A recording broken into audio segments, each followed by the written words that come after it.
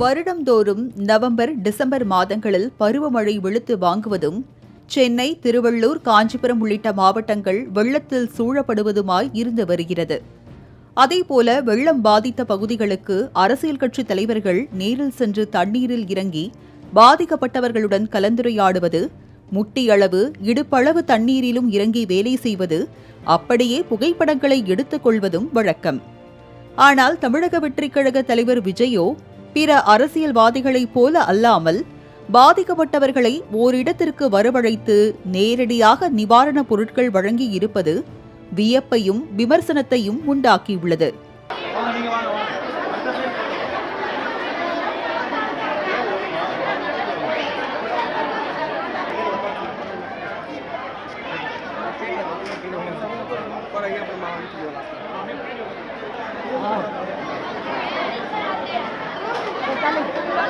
Chennai Aminjikarai DP சத்திரம் ஆகிய பகுதிகளில் மழையினால் பாதிக்கப்பட்டவர்கள் சுமார் 500 பேருக்கு நிவாரணப் பொருட்கள் வழங்கும் நிகழ்வு பனையூரில் உள்ள தமிழக வெற்றிக் கழக அலுவலகத்தில் வைத்து நடைபெற்றது.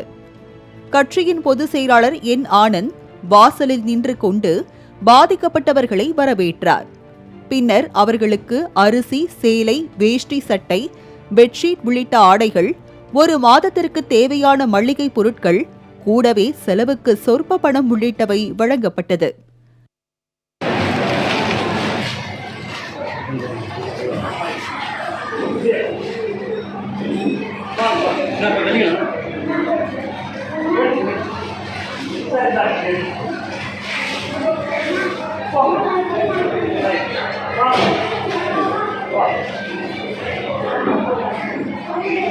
பாதிப்பு ஏற்பட்ட இடங்களுக்கு சென்று பொதுமக்களை சந்திப்பதுதானே நியாயம் என அங்குள்ள பலருக்கும் கேள்வி மனதில் தோன்றியது. இதற்கு விஜய் நேரில் வந்து கொடுத்தால் மக்களின் குறைகளை கேட்டறிய நேரமின்றி போகும் என கூறியவர், நேரில் அழைத்து கொடுப்பதை தவறாக எண்ண வேண்டாம் என விளக்கமளித்தார்.